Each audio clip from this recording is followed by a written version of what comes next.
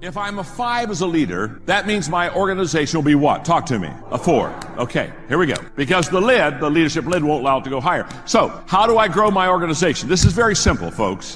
I've got to raise my lid, don't I? I've got to get this lid up, and because I can become a better leader, I can raise my lid, true? So I can go from a 5 to a 6, to a 7, to an 8, to a 9. Now, this organization is a 4. When that leadership lid starts going up, that organization goes from a 4 to a 5, to a 6, to a 7, to an 8. You see, your organization will grow to the size of your leadership ability. Now, if I were where you are and I was listening to what I just said, and I was taking notes, somewhere on my notes or somewhere on my iPad, I'd be putting a star right here. I'd be putting a rocket ship. I would be putting a sign that says, do not miss this. Because your ability to lead will determine how successful you'll be in this house, without any question. The best leaders will build the biggest business, no question. That should light a fire within you. That should spark, something should be going off on the inside right now. You see, everything rises and falls on leadership, and I've got to raise my leadership lid, and Maxwell says I can learn how to lead, and the better I learn how to lead, the bigger I can build this business. There ought to be something inside of you that says something like this: I had better learn to lead. Hello, this is an IQ test. If you miss this one, you can go home now. Vicelis can't help you. God can't help you. You understand? The whole concept, the whole idea that you can learn to lead, and if you learn to lead, and the better you learn to lead, the more successful you can become, and the greater your business. This is an absolute fact. It's not a theory, it's not a thought, it's not an idea, it's not a principle, it's a fact. And the law of the lid says, the better you learn to lead, the higher you lift that lid, the greater your business can become. Now, that's the law of the lid. So the question that I have today, and as I was talking on the phone to your leaders the other day, the question I have is then, well, how do I lift that lid? How do I lift that lid? If that's the key, then John, come on, let's get that lid lifted. And by the way, you're in luck, because I know how to do that. Yeah, I really do. I ain't bragging, just living it, okay? I know how to do that. In fact, look at your neighbor and say, John can help us. Go ahead and tell you. John can help us. And look at your neighbor and say, and you need John to help you. Okay. All right, okay. Now, John can help you.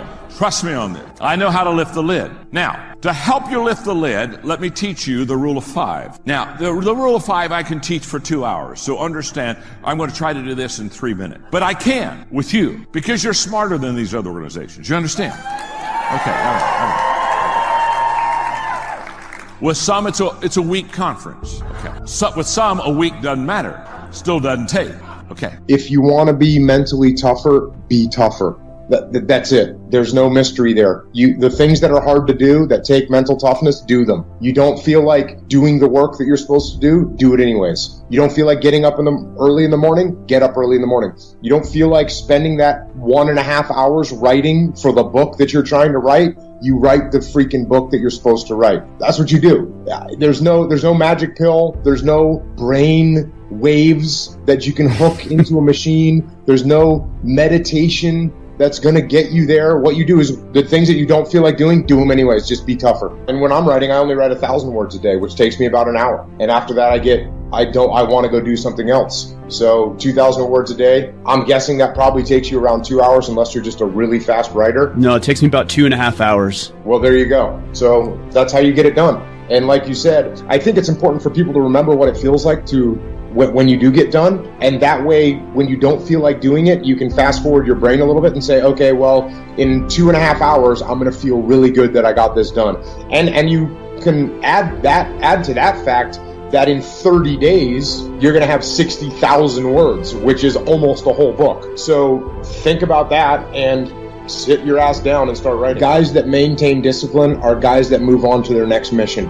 And the guys that lose discipline are the guys that can't find or don't find their next mission. So if you're getting out of the military, what you need to do is figure out what your next mission is going to be. And I don't care what it is, whether you're going to build a house, whether you're going to start a nonprofit organization, whether you're going to get a job, whether you're going to make a bunch of money doing that job, whether you're going to go and walk around the world with a backpack feeding people. Whatever it is your next mission is going to be, that's what you need to do, because I think that mission will reveal the path that you need to be on. And military guys can tap into the fact that they know what it takes to be disciplined. They can tap back into that to accomplish their next mission, as long as they figure out what that next mission is going to be.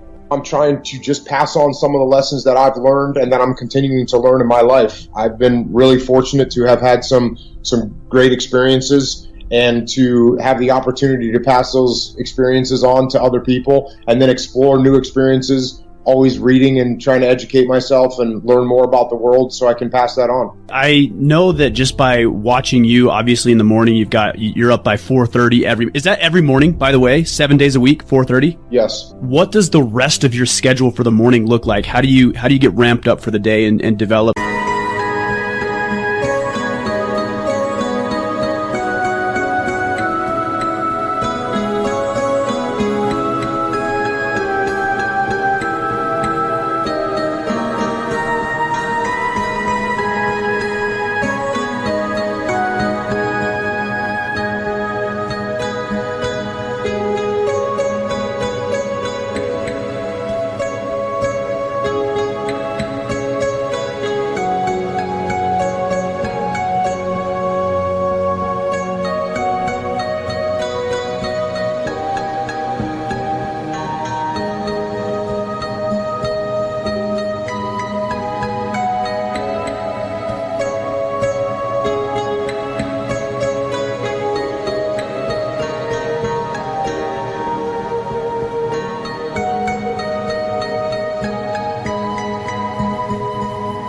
A system for discipline. Wake up, brush your teeth, work out. That's where it starts. Wake up, brush your teeth, work out. Those things are what you have to do. And for me, like you said, you talked earlier about having habits. Those are my habits. So that's what I do. Now, once I'm done with that, I've got a lot of different businesses going on and a lot of different things happening. I've got a consulting company called Echelon Front, where we go around and work with companies all over the world now, which is awesome. So I have to talk to clients, return calls to clients, email clients, look through information that they've sent me. So I have to do that. I have to write each day. I have to prepare for the podcast that I do, which takes a lot of time to prepare for. And of course, I have to do jiu-jitsu and surf, which are very important things. And then I got a family, so I spend time with them. That's what my day is. My day is just get up and go and get the things done that I know I need to get done. I'll say it again. You will never see a U-Haul behind a hearse. You can't take it with you. The Egyptians tried it, and all they got was robbed. So the question is, what are you going to do with what you have? I'm not talking about how much you have. Some of you are business majors. Some of you are theologians, nurses, sociologists. Some of you have money. Some of you have patience. Some of you have kindness. Some of you have love. Some of you have the gift of long suffering. Whatever it is, whatever your gift is, what are you going to do with what you have? All right, now here's my last point about Phil. Sometimes it's the best way to figure out where you're going. Your life will never be a straight path. I began at Fordham University as a pre-med student. I took a course called cardiac morphogenesis. I couldn't read it. I couldn't say it. I sure.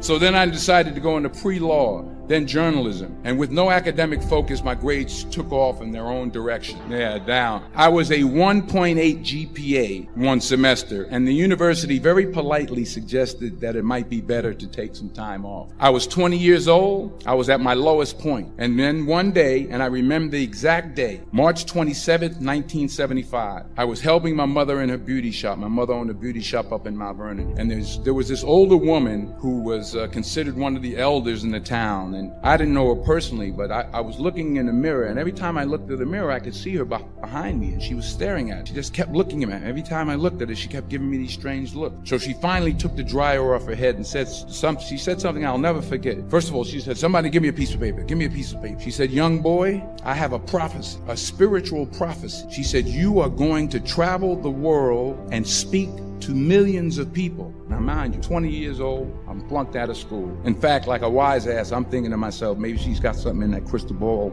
about me getting back into school next fall. But maybe she was on to something, because later that summer, while working as a counselor at a YMCA camp in Connecticut, we put on a talent show for the camp. And after the show, another counselor came up to me and asked, have you ever thought about acting? You're good at that. So when I got back to Fordham that fall, I got in, I changed my major once again for the last time. And in the years that followed, just as that woman prophesied, I have traveled the world, and I have spoken to millions of people through my movie. Millions who up till this day couldn't see me. Who up till this day I couldn't see while I was talking to them, and they couldn't see me. They could only see the movie. They couldn't see the real me. But I see you today, and I'm encouraged by what I see, and I'm strengthened by what I see, and I love what I see.